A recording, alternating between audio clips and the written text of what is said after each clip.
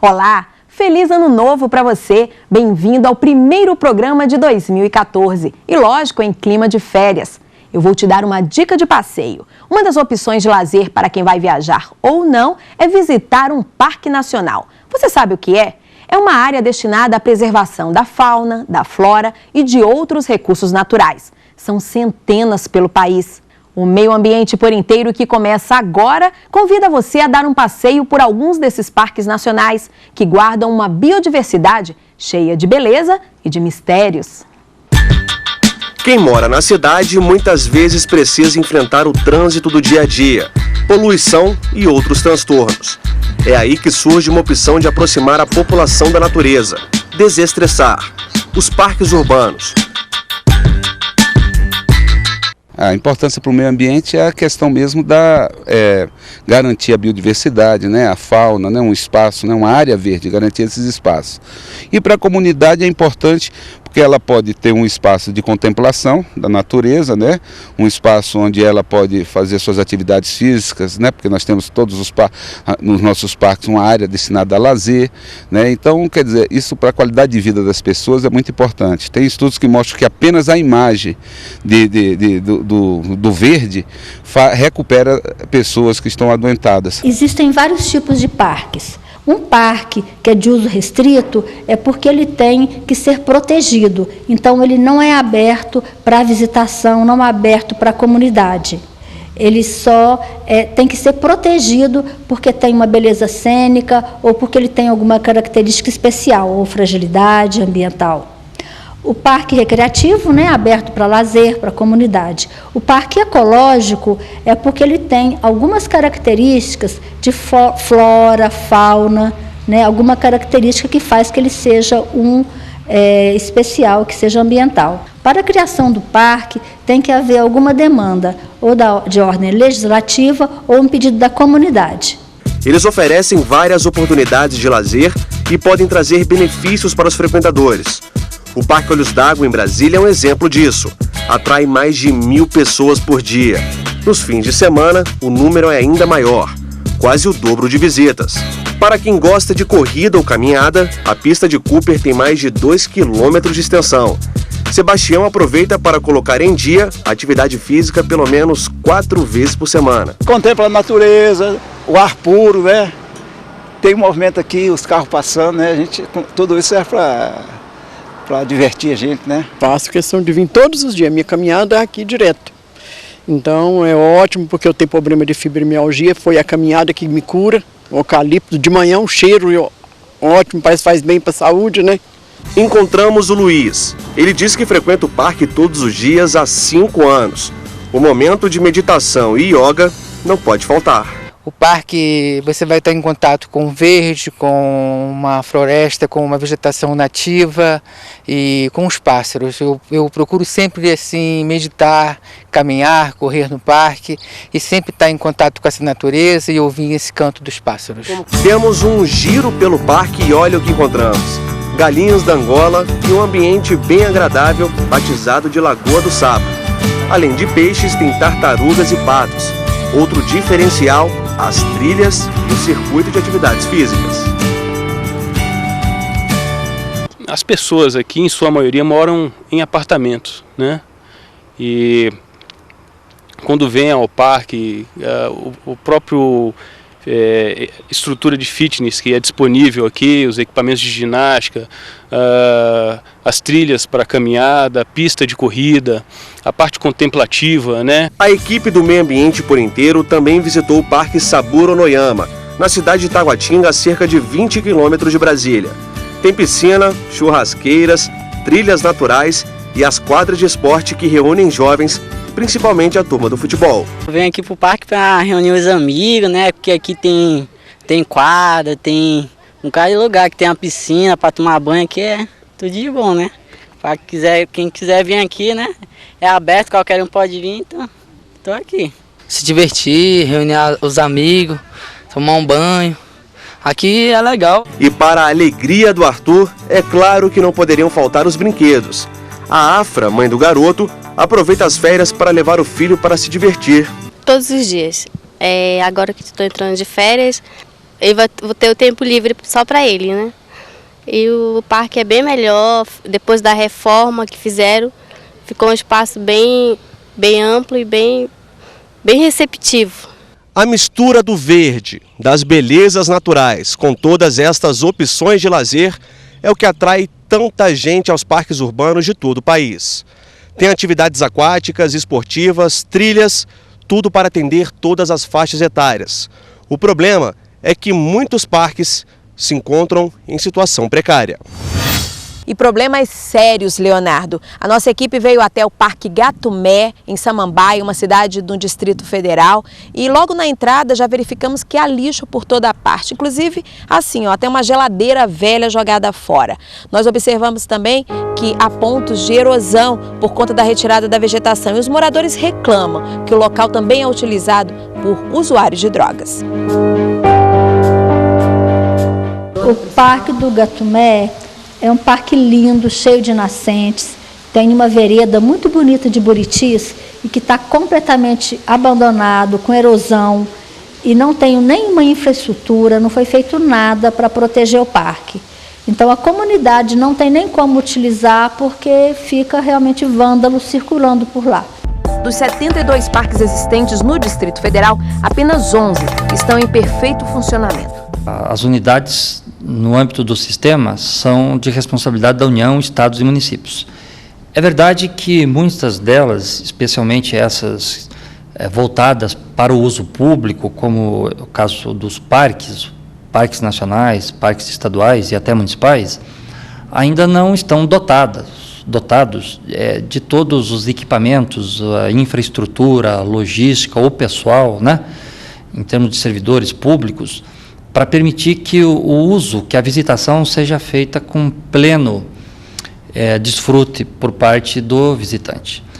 Então, há todo um esforço de melhorar essas condições, mas nós temos evoluído rapidamente, justamente criando as condições necessárias para que essas unidades cumpram sua finalidade. E qual é essa finalidade? Justamente de conservar esses recursos naturais, a fauna, a flora, não é? Numa relação de mão dupla com a população. Fizemos um passeio pelo Parque Três Meninas, também em Samambaia, com o administrador da área e a voluntária da ONG Mão na Terra. O local foi revitalizado recentemente, mas os moradores da região reclamam da falta de segurança. E tem ainda outros parques com problemas, como Boca da Mata, por exemplo, que fica pertinho do Parque Três Meninas. Que é realmente um santuário de murunduns, é o maior da América Latina. Murunduns são pequenas montanhas de terra e que na época das águas, brota muita água nessa região, então só se vê por cima aquelas ilhas de terra e muita água brotando. O Parque Boca da Mata também está abandonado e ele é um parque de uso restrito. Realmente lá não pode fazer equipamentos de lazer, de recreação, mas infelizmente uma grande empresa da alimentação está retirando essa água para envasar. Os parques são fundamentais. Muitas vezes, quando se fala de unidade de conservação, a gente pensa realmente nessas áreas mais distantes, onde que a natureza está muito preservada ainda, mas existem muitos casos, como este de Brasília, o Parque Nacional da Tijuca, cravado no coração do Rio de Janeiro, um parque frequentado por milhares, por milhões já de pessoas que todo ano visitam esse parque. Então é um espaço fundamental e que permite uma experiência. Nós podemos, talvez, promover grandes campanhas de mobilização, de conscientização, de educação ambiental nas escolas, na televisão, mas nada mais é efetivo, nada é mais realizador e transformador do que a possibilidade de uma pessoa, jovem, crianças, idosos, entrar em contato direto com a própria natureza dentro das unidades de conservação.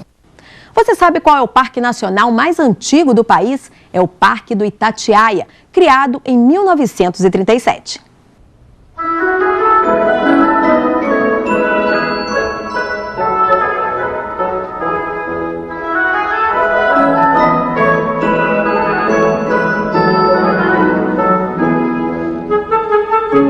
região do Itatiaia foi escolhida como primeiro parque nacional por várias razões.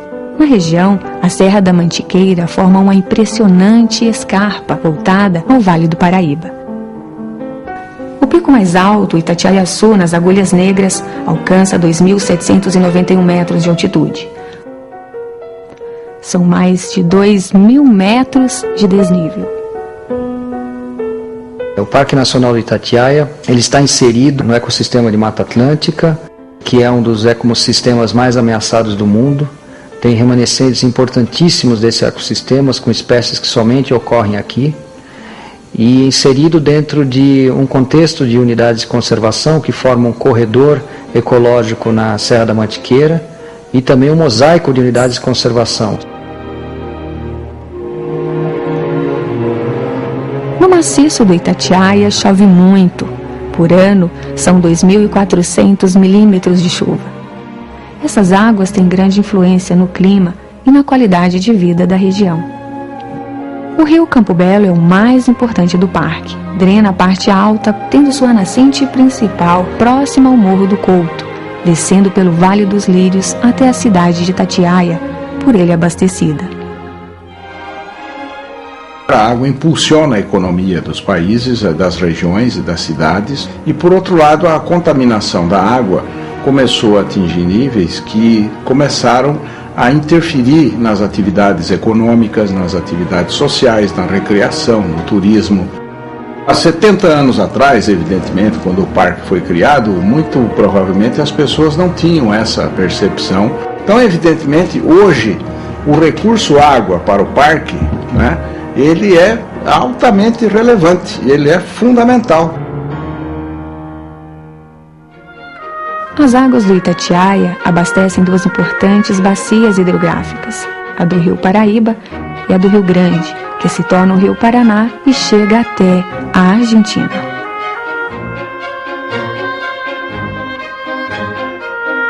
A riqueza da fauna e da flora do Itatiaia surpreendem, pois antes do parque houve uma colônia agrícola. Já se extraiu madeira daqui para carvão e dormentes de ferrovias. Hoje a vegetação se recuperou e a floresta voltou a tomar conta, com suas diferenças conforme a altitude. Há várias espécies vegetais e animais endêmicas no Itatiaia, só existem aqui. O sapo flamenguinho é endêmico das terras altas da Mantiqueira, ocorre no Planalto de Itatiaia e também na Serra Fina. Situado entre dois grandes centros, o primeiro Parque Nacional do Brasil, tem estrutura e instalações que permitem a visitação, tem fácil acesso e a sua vocação para a educação ambiental e a forte visitação que ele hoje já recebe, permite que ele possa replicar suas iniciativas, seus projetos para outras unidades de conservação.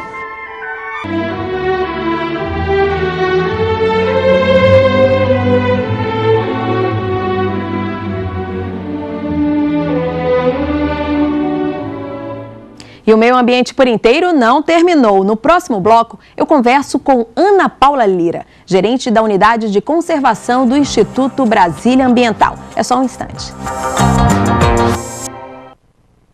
E o Meio Ambiente por Inteiro está de volta. O assunto desta semana é Parque Nacional. E sobre isso eu converso agora com Ana Paula Lira, que é gerente da Unidade de Conservação do IBRAM. Ana, muito obrigada pela participação. Obrigada pela oportunidade. O IBRAM é Instituto Brasília Ambiental, para quem não sabe, para quem não mora em Brasília. Qual que é o papel do IBRAM nessa questão do meio ambiente aqui no Distrito Federal, Ana?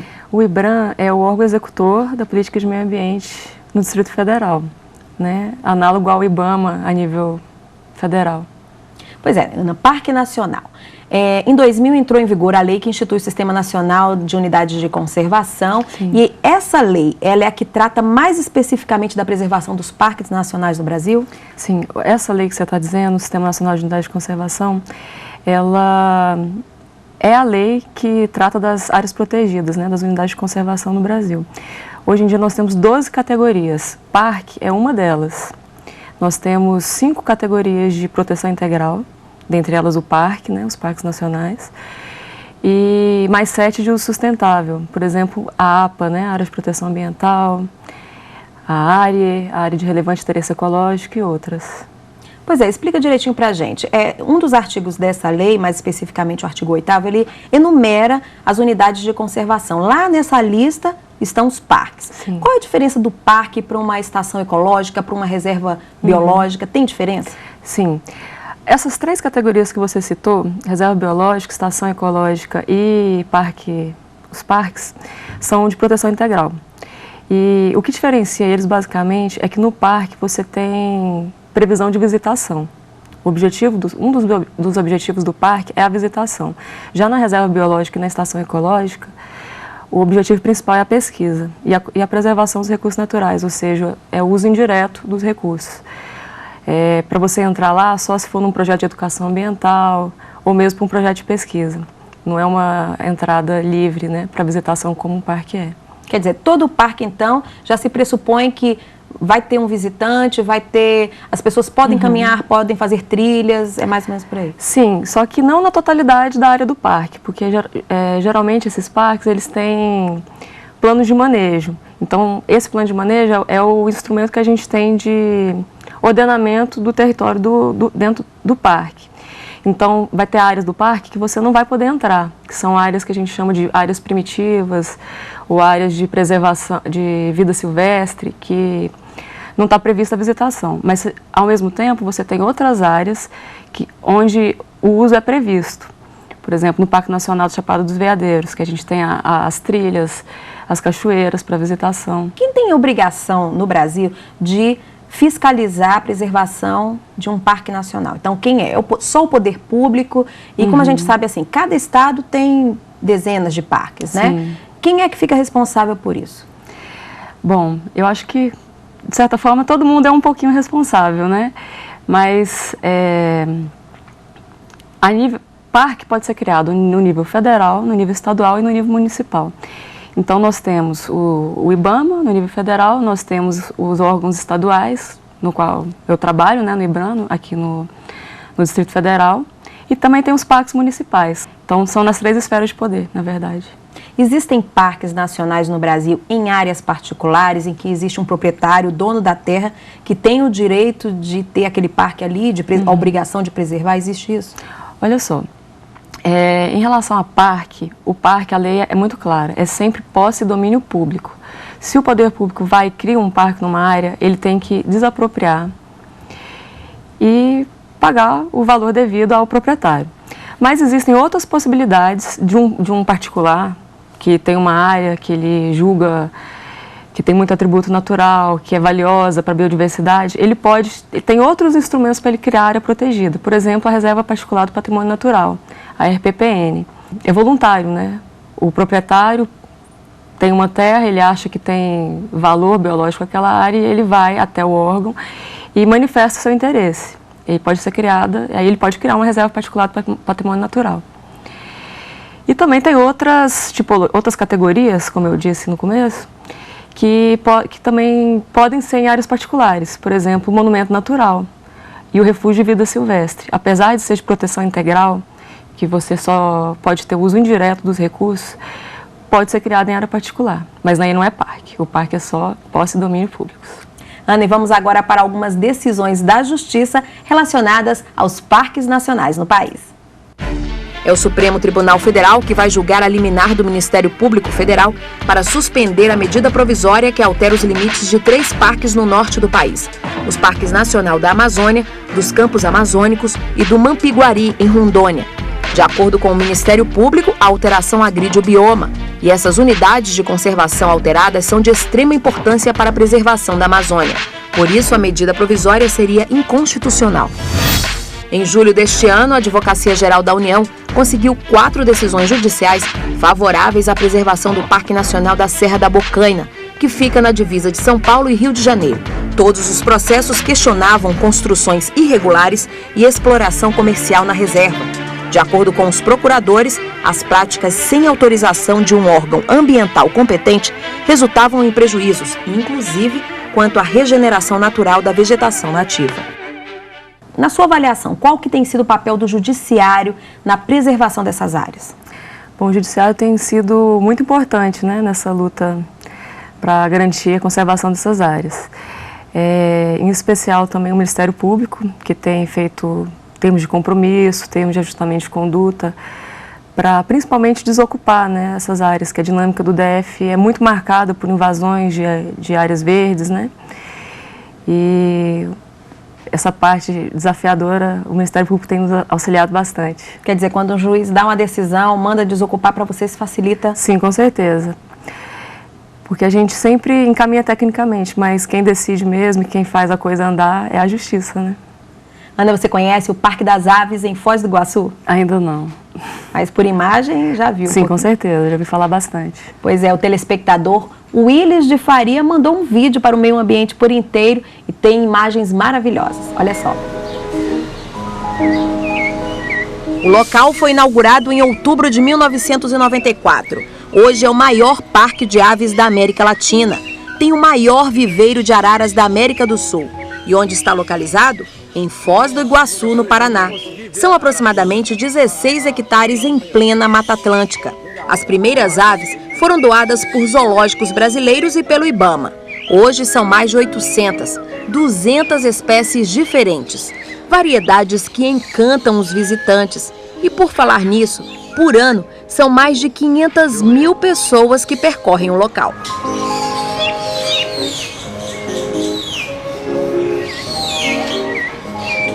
Por trás da beleza, uma triste realidade. 50% das aves que vivem no parque têm um passado de sofrimento. Foram vítimas de maus tratos ou do tráfico de animais. Algumas chegaram tão debilitadas, inclusive filhotes, que não têm mais condições de retornar à natureza. Por isso, ficam ali, sob os cuidados de profissionais especializados, biólogos, veterinários e tratadores. Eles se encarregam de garantir condições semelhantes ao habitat natural de cada espécie.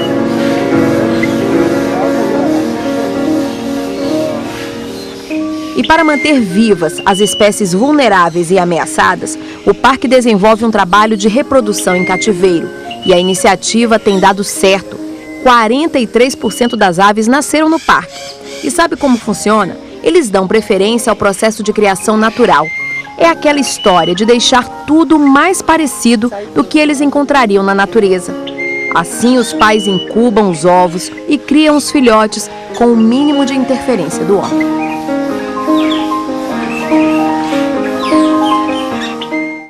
Willis, muito obrigada pela participação e se você também tem um vídeo, pode encaminhar que a gente divulga aqui no programa. Ana, depois dessas imagens, uma avaliação sua. Qual é a situação em geral dos parques nacionais no Brasil? Uma situação preocupante, muitos parques abandonados ou a conservação está garantida?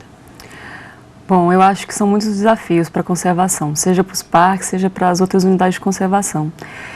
Em geral, os problemas são os mesmos, que é invasão, é falta de recurso, falta de pessoal. Mas eu acredito que a gente está caminhando para tempos melhores, principalmente por causa desse acréscimo de consciência ambiental, né, nas pessoas. Em relação ao DF, eu posso falar um pouco mais. Que no Distrito Federal você tem que mais. É a minha realidade, né? Os parques do Distrito Federal, eles têm recebido bastante recurso. Então, eles estão, de certa forma, quase andando com as suas próprias pernas. Porque nós temos recursos de compensação florestal e ambiental que estão sendo aplicadas nesses parques, né? E hoje em dia nós temos cerca de 70 parques no Distrito Federal. Parques pequenos, parques grandes. E no Distrito Federal, inclusive, a gente tem uma figura diferente de parque, que é o parque ecológico. Não é o parque nacional, né? E nem o distrital, apesar de ser criado aqui, que é o parque ecológico. O parque ecológico, ele geralmente são áreas menores e mais abertas para o uso da comunidade. E aqui no DF isso é muito importante, esses espaços verdes, tanto para as pessoas utilizarem, como também de trampolim para a fauna, né? Que os pássaros usam essas manchas verdes, né? Para poder se locomover e buscar o recurso que ele precisa. Então tem um papel muito importante, tanto para a comunidade quanto para a ecologia, né, quanto para a conservação. Ok, Ana, muito obrigada pela participação. O prazer foi meu. E o Meio Ambiente por Inteiro fica por aqui. Você pode rever os programas no site da TV Justiça. Basta acessar www.tvjustiça.jus.br. E se você tiver alguma sugestão de reportagem, já sabe, escreva pra gente. O e-mail é meioambientepor-inteiro-tudo-junto@stf.jus.br. Na semana que vem, nós temos um novo encontro marcado. E eu espero você. Tchau, tchau.